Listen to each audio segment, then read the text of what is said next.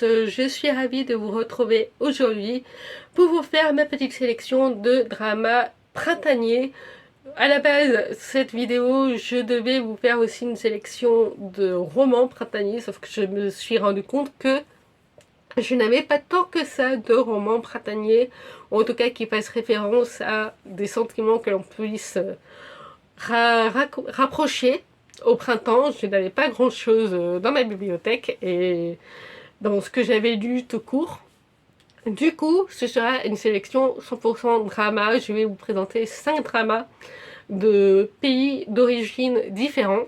Donc il y aura un drama japonais, un drama coréen, un drama chinois, un drama taïwanais et un drama thaïlandais. Et du coup, qu'est-ce qui se rapproche pour moi du printemps? Pour moi, c'est tout ce qui est un petit peu cosy, donc cosy, mystérieux, romance, ces ambiances légères, voilà, sans prise de tête. C'est ça, moi, qui me fait penser au printemps. Donc, mon premier drama, mon drama japonais que j'ai sélectionné pour vous le conseiller, rentre totalement dans cette ambiance-là, même s'il y a quand même des aspects psychologiques un peu sombres quelquefois qui sont abordés, mais de manière générale, on reste dans une ambiance plutôt cosy, familiale, comédie familiale cosy. Il s'agit de Mokomi, c'est un drama japonais qui ne fait que 10 épisodes d'une trentaine de minutes, donc c'est vraiment un drama assez court à regarder, qui se regarde très vite, et qui est sorti en 2021. J'ai l'impression que très peu de gens le connaissent, ce drama, malheureusement, parce que je trouve qu'il y a quand même de très bonnes idées. En fait, on suit une jeune fille qui a toujours été renfermée sur elle-même, qui a même été déscolarisée puisque les autres enfants la trouvaient bizarre, car elle peut percevoir les émotions des objets inanimés et des plantes. Et du coup, forcément, ses interactions avec les autres la font passer pour quelqu'un d'étrange, de bizarre. Et ça l'a tellement marqué que du coup, elle a été déscolarisée et elle a fini son lycée chez elle. Et dans son nouveau travail, donc elle travaille à l'usine, elle va faire quelque chose qui va la mettre à mal par rapport au reste de l'équipe. Le jour de son 22e anniversaire, elle décide de ne pas travailler et son grand-père maternel revient après des années où elle ne l'avait plus revu. Il était parti, avait coupé les ponts après une grosse dispute avec la mère de Mokomi. Et du coup, c'est, comme je le disais, un drama très centré sur la famille. Fantastique, on ne sait pas trop en fait. C'est là où je voulais en venir sur le fait que le drama abordait des thématiques psychologiques pas forcément évidentes. C'est que le drama nous laisse l'interprétation de est-ce que c'est fantastique ou est-ce que finalement tout ça, ça vient juste de la tête, juste de l'esprit de Mokomi. Finalement, est-ce que tout ne viendrait pas de là et tout le reste, en fait, il n'y a rien de fantastique. Et la place de la famille est très importante parce que c'est vraiment son premier soutien à elle. Elle qui a toujours eu du mal avec le contact des autres, qui la croit toujours étrange, bizarre finalement. C'est pour ça qu'elle n'a jamais vraiment réussi à créer de liens en dehors de sa famille. Et là, je crois qu'il y a une petite romance qui s'installe à un moment, mais ça reste très secondaire par rapport à sa relation avec sa famille, qui est vraiment la priorité dans le drama. Mais il me semble qu'il y a une petite histoire, une romance qu'elle arrive petit à petit à construire, même si c'est assez compliqué pour elle. Et c'est vraiment un drama que moi j'avais adoré. Il y a des animations qui correspondent justement aux émotions que la jeune femme perçoit à travers les objets. Et ces animations, ces effets spéciaux sont très bien faits. À ma plus grande surprise, moi je m'attendais à quelque chose d'assez kitsch. Quand j'ai vu ces petites animations apparaître, je me suis dit oh là là, c'est réalisation japonaise, pas beaucoup de budget. Mais en fait, à ma grande surprise, ça a collé carrément avec l'ambiance déjà un petit peu étrange de ce drama-ci. Je ne connaissais absolument pas le casting de ce drama. C'est vraiment un drama que j'ai lancé totalement par hasard. Malheureusement, il n'est pas traduit en français. Vous pouvez le traduire le trouver qu'en traduction anglaise. Et c'est vraiment un drama que je vous conseille si du coup vous pouvez suivre les sous-titres en anglais. Et voilà, j'ai vraiment su découvrir un super casting grâce à ce drama-ci. étrange. C'est vraiment le genre de scénario que seuls les Japonais peuvent écrire. Et ensuite, passons à ma prochaine sélection qui est un drama coréen que vous connaissez peut-être déjà puisqu'il a eu quand même pas mal de succès, en tout cas dans la sphère francophone des dramas francophones que je connais. Beaucoup ont adoré ce drama. Il s'agit de At a Distance Spring is Green. Déjà parce que du coup, Spring, il y a le nom de la saison qui est dans le titre et c'est vrai que l'ambiance romantique représente pour moi un petit peu cette saison printanière du coup. Et là, on est dans un univers de scolarité. On suit 3 personnages qui sont à l'université, qui ont eu pas mal de problèmes dans leur passé. Et ce sont 3 personnages qui ont beaucoup de mal à faire confiance aux autres. J'ai adoré suivre l'évolution relationnelle entre ces 3 personnages qui ont du mal à communiquer leurs émotions aux autres, notamment à leurs camarades de groupe avec qui ils doivent travailler sur un projet tout au long de l'année. Ils ont beaucoup de mal à faire passer leurs émotions, à dire ce qu'ils veulent vraiment dire. Et forcément, quand ça explose, ça explose. C'est adapté d'un webtoon Boss Love à la base. Et moi qui ne connais pas le webtoon, je n'ai pas du tout eu de remarques négatives par rapport au fait qu'ils aient censuré cette romance et qu'ils ont fait une relation hétérosexuelle dans le trio de personnages principaux. Et d'ailleurs, pour moi, ce trio de personnages principaux pourrait totalement être un trouble, que ça m'aurait totalement convaincu comme conclusion le fait que les 3 restent ensemble, parce que les 3 ensemble, on peut pas les séparer en fait. On peut pas les séparer, ils sont merveilleux. Le casting est incroyable. C'est vraiment un casting En fait, ils m'ont vraiment touchée parce que ce sont vraiment des personnages où on ressent leurs émotions à travers leur écriture, mais du coup aussi à travers le jeu des acteurs qui est très juste. C'est loin d'être surjoué comme on a souvent, c'est souvent le cas dans les dramas, en plus avec des acteurs qui débutent, de jeunes acteurs qui débutent. C'est souvent le cas. Là, pas du tout. C'est vraiment un drama très juste, très frais, qui fait énormément de bien, qui met du baume au cœur. Et c'est pour ça que je vous le conseille, parce que ce drama fait passer énormément d'émotions, croyez-moi. Ensuite, le 3e drama, on est passé sur de la comédie familiale, sur de la comédie romantique. Là, on passe sur de la fantasy avec un drama chinois qui s'appelle The Blessed Girl. C'est un drama qui, pour moi, n'est pas assez connu. Alors, The Spring is Green, j'ai oublié de le préciser, est trouvable sur Viki. The Blessed Girl aussi est trouvable sur Wiki normalement. C'est un drama qui n'a pas fait beaucoup parler de lui et pourtant c'est une fantasy que j'ai adorée, puisque à ma plus grande surprise, très souvent, vous savez, dans les dramas de fantasy chinois, il y a une réalisation très kitsch avec les effets spéciaux qui on voit tout de suite que ce sont des effets spéciaux et ils s'intègrent très mal au reste de l'image. Là, pas du tout.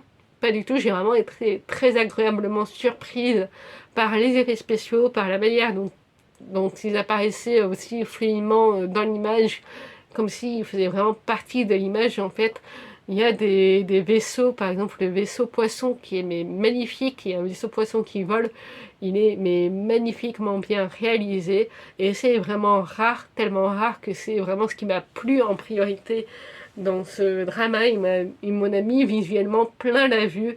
J'ai adoré le casting. On suit 3 personnages dans un univers de fantasy qui est au bord du chaos, enfin qui est totalement dans le chaos, en fait, pas au bord du chaos, mais qui s'effondre totalement. Et le jeune roi qui monte sur le trône, pour lui, c'est dû entièrement à cause du fait que les dieux ont disparu de leur territoire, et du coup, il cherche une personne qui aurait des pouvoirs spirituels suffisamment puissants pour pouvoir entrer en communication avec eux, pour les faire revenir et rapporter la paix à son territoire.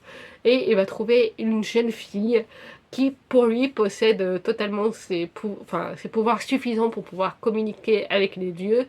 Et avec le père de cette jeune fille, ils vont partir du coup en quête de ces dieux comment elle va faire pour pouvoir entrer en communication avec eux et essayer d'apporter la paix sur son territoire, sur son royaume. C'est un univers de fantasy, comme je le disais, que j'ai su adorer tout de suite. Et oui, alors il fait 40 épisodes. 40 épisodes de 45 minutes. Vous vous en doutez, il y a des longueurs, mais pour moi, ce sont des longueurs qui sont nécessaires parce que dans beaucoup de dramas de fantasy historique, avec cette ambiance de fantasy historique chinois, très souvent, je sais pas vous, mais pour moi, très souvent, dans ces dramas-ci, c'est très brouillon parce qu'il y a toujours un moment donné dans l'histoire où les personnages évolue hyper vite, où l'intrigue évolue hyper vite, et du coup, bah, nous, ça nous permet pas trop de réfléchir sur ces intrigues-là, et en fait, on passe très vite du coq à l'âne. Du coup, on est un petit peu perdu, et là, c'est pas vraiment le cas, puisqu'on a quand même pas mal de scènes où les trois personnages réfléchissent chacun de leur côté. Il y en a pas un des trois qui est vraiment mis de côté, c'est ça que j'apprécie énormément. C'est pas juste l'héroïne, c'est pas juste le roi, du coup, puisque même si c'est centré principalement sur eux deux, le père de l'héroïne joue aussi un rôle très important dans ce drama. Et vraiment, le fait que le drama prenne le temps de les faire réfléchir sur la situation, sur ce qu'ils peuvent faire après, sur même la situation présente en fait, finalement pour moi ce sont des longueurs nécessaires qui évitent ce côté brouillon qu'on a l'habitude de voir dans les dramas fantasy chinois finalement, et c'est ce qui fait que ça a été un très gros coup de cœur pour moi ce drama-ci. Aussi l'OST est magnifique. L'OST est sublime, j'ai adoré les effets spéciaux pareil comme je le disais. Vraiment c'est un drama, personne, j'ai deux trois copines drama qui l'ont regardé parce que j'en avais un peu parlé sur Twitter, mais sinon je connais assez peu de gens qui l'ont vu et pour moi c'est un petit bijou à voir. Ensuite, le quatrième drama, et je suis très surprise de le recommander parce que quand j'avais écrit mon article sur mon blog, j'en avais dit plutôt du mal en fait de ce drama-ci et j'y repense de manière plutôt positive en fait ces derniers temps. Il s'agit de The King of Romance, c'est un drama taïwanais, pardon. C'est un drama taïwanais et en fait pourquoi j'en avais mal parlé sur mon blog, tout simplement parce que le drama se base sur une légende du folklore taïwanais, chinois je crois, oui, folklore chinois, où un empereur et sa femme ont été maudits par un sorcier maléfique qui les empêche pendant les 7 vies à venir de se retrouver et de tomber amoureux. Et en fait, une jeune fille est persuadée d'être une des deux personnes de ce couple-là, finalement, de ce folklore-ci, et elle va retrouver deux de ses meilleurs amis d'enfance et elle va essayer de déterminer lequel des deux est du coup l'autre moitié de son couple avec qui elle est censée passer l'éternité. Et là où j'avais été très déçue, c'est que moi je m'attendais à voir les 7 vies, justement les 7 vies antérieures de cette jeune fille, et en fait pas vraiment. Ça passe totalement à la trappe. On est vraiment sur de la comédie romantique pure et dure, et en fait en tant que telle j'avais beaucoup aimé la manière dont leur relation était écrite parce que les deux personnages ont des caractères très distincts. C'est pas non plus ils sont pas dans le cliché de l'un est très différent de l'autre. Ils n'ont pas par exemple l'un est hyper intelligent, l'autre non, pas comme le drama d'après, mais il y a vraiment une alchimie dans ce couple que j'avais beaucoup aimé, et là où j'avais été très déçue, du coup, c'est le fait que on ne voit jamais cette vie, ou alors c'est vraiment effleuré dans les rêves des deux héros, justement. C'est effleuré dans leurs rêves. Il y a une vie que l'on voit un peu plus que les autres, mais sinon, c'est presque anecdotique, finalement, le contexte de cette romance ne ressort pas vraiment, et au final on est juste sur une romance lambda. Et là ce que j'ai beaucoup aimé, c'est que finalement c'est pas tant l'héroïne qui court après le héros beau, intelligent et tout ça, mais le héros lui-même qui, lorsqu'il se rend compte que finalement cette histoire n'est pas si dénuée de sens que ça, parce que bon, l'affiche nous spoil carrément le triangle amoureux avec les deux meilleurs amis d'enfance de l'héroïne, hein. Mais quand le héros lui-même se dit que c'est pas tant dénué de sens que ça, puisque lui-même commence à faire des rêves étranges, bah, c'est presque lui qui court après la fille, et du coup ça change agréablement de ce cliché-là de la fille qui court toujours après le personnage masculin. Et il y avait vraiment une très belle alchimie entre eux dans le casting de manière générale. J'avais beaucoup aimé l'écriture des personnages, même si du coup, bah, si vous vous lancez comme moi dans l'espoir de voir les scènes de vie antérieures, vous allez être déçus. Il faut vraiment vous lancer là-dedans en vous disant c'est juste une comédie romantique. Voilà. Et là, il y a des chances pour que ça vous plaise. Et du coup, en tournant cette vidéo, j'ai très envie de revoir cette série. Et donc, Kiss Me, c'est un drama thaïlandais. C'est l'adaptation thaïlandaise de Hitasura Dakis, qui est un manga comme Anayo Hinongo, qui a connu pléthore d'adaptations à travers quasiment tous les pays d'Asie de l'Est, au final. Donc, il y a eu adaptation japonaise, taïwanaise, enfin coréenne, vraiment beaucoup d'adaptations, comme Anayo Hidogo. Voilà, on a tendance à dire que ce sont les deux gros noyaux de Dramaland.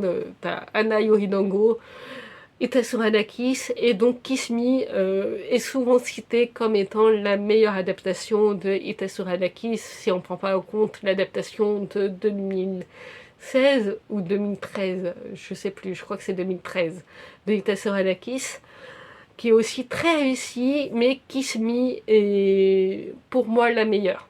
Alors, je garde une place très spéciale dans mon cœur pour la version taïwanaise, même si je sais qu'elle est problématique, mais c'est un des tout premiers dramas que j'ai vu.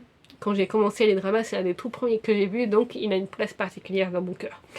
Mais Kiss Me, en termes de qualité, si je vois au-delà, c'est pour moi le meilleur, avec le Hitasura Dakis de 2013. En fait, on suit l'histoire d'une jeune fille, Tailou, qui tombe amoureuse. Alors, dans la version thaïlandaise, du coup, j'ai tendance à confondre du coup avec tous les pays que j'ai déjà cités. Dans la version thaïlandaise, Tailou rencontre Ten qui rentre du Japon avec sa famille au lycée le jour de son inscription, et en fait ça va être le coup de foudre pour elle. Donc Tenten, c'est un jeune homme qui a un QI très développé, très intelligent, tandis que Talou, bah, elle, c'est totalement l'inverse. Elle se fiche totalement des cours, et elle n'est absolument pas sérieuse dans son éducation. Enfin voilà, là-dessus, c'est la pire des élèves de son lycée. Et elle va tomber sous le charme de Tenten, et elle va se mettre à lui écrire des lettres d'amour. Et le jour où elle trouve le courage de les transmettre, elle se fait rejeter, et c'est même pire, il va jusqu'à afficher ses lettres d'amour dans le hall de son école en indiquant ses fautes d'orthographe et de grammaire. Chouette.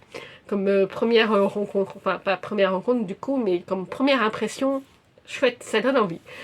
Et là-dessus, la maison de Tailou, alors dans la version thaïlandaise, la maison de Tailou prend feu et explose à cause d'une fuite de gaz, ce qui est beaucoup plus possible que dans la version originale où c'est une météorite qui tombe pile sur sa maison.